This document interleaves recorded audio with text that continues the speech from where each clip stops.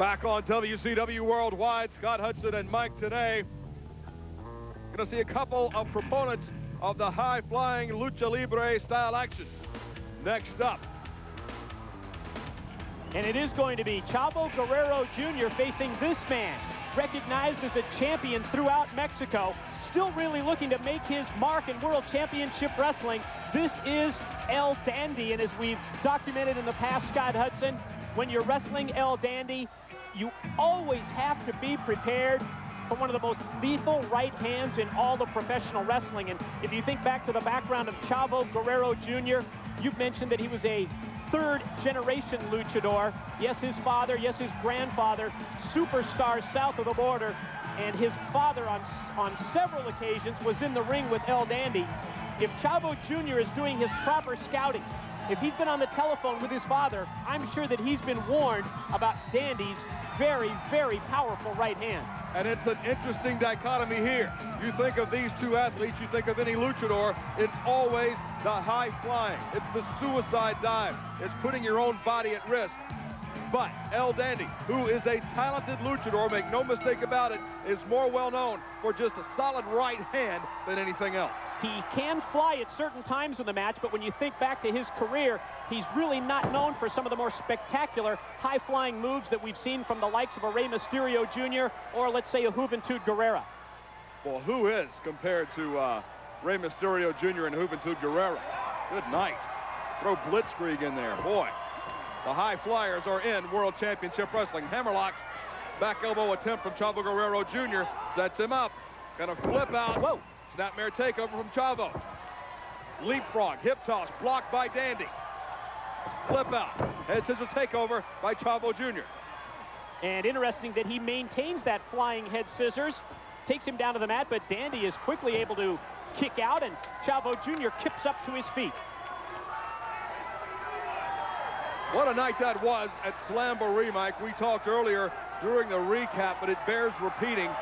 Randy Macho Man Savage has been reinstated by virtue of the victory by Gorgeous George over Charles Robinson. Did you get a look at Charles Robinson at Slamboree? Unbelievable is all I can say. You think back to the mannerisms, the in-ring style of Ric Flair. The hair. The robe. The initials on the wrestling boots. Please. Charles Robinson certainly did not distinguish himself as an official at Slamboree, but he did distinguish himself as someone who lost a 1-2-3 count to Gorgeous George, which he did do. And when it comes to distinguishing themselves, how about the role that Eric Bischoff played at Slamboree? He was huge on 2 occasions, obviously in the world's title match when he ordered the restart, which allowed Kevin Nash to win the world's heavyweight title from Diamond Dallas Page, but then also earlier in the evening when he came out at the conclusion of the Roddy Piper-Ric Flair match and out reversed the decision. After it appeared Ric Flair had pinned Roddy Piper by use of the illegal object, Eric Bischoff, none other than oh! There was the right hand we were talking about from Dandy.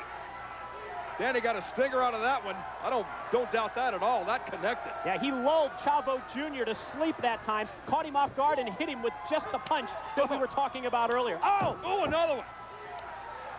Oh, Chavo just getting tattooed in there. Grabbing the nose. Is that a lucha move? No, not at last count. Well, you're the king of the lucha moves. That's more of a hardcore move, isn't it? Absolutely. That hurts. But again, back to Eric Bischoff. He is back in World Championship Wrestling, and certainly with the new attitude, Dandy over, lateral press, 2 count on Chavo. It was a fan-friendly Eric Bischoff at Slamboree. Very much. Especially if you think about the consequences of that world's title match. Would have been a disqualification. Yes, Kevin Nash would have won the match, but because of the interference of Randy Savage, he would not have been the world's champion. The title would have stayed with DDP, but then Bischoff came out and ordered the restart. Here's a roll-up. Can he hang on? No. Had Dandy cradled up, but could not hang on for the 3 count.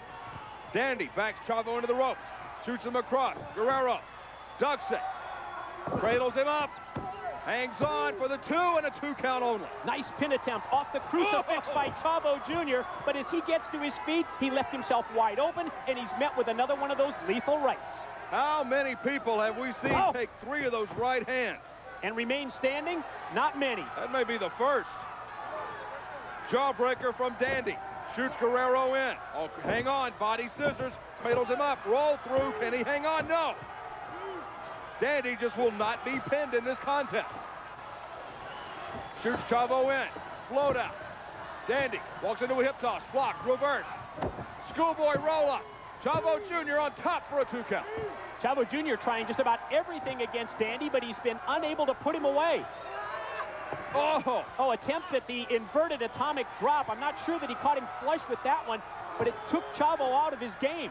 Oh, and Chavo laying in the forearms. Going to try and tornado him out of the corner? Maybe so. Oh, spiked him. That's it. That is going to be all she wrote for Dandy with the tornado DDT. Chavo Guerrero Jr. wins it. Wow, what a move by Chavo Jr., the third-generation star, as you call him, hit that tornado DDT out of the corner for the 3 count. Let's take a special look at our new world champion, Kevin Nash.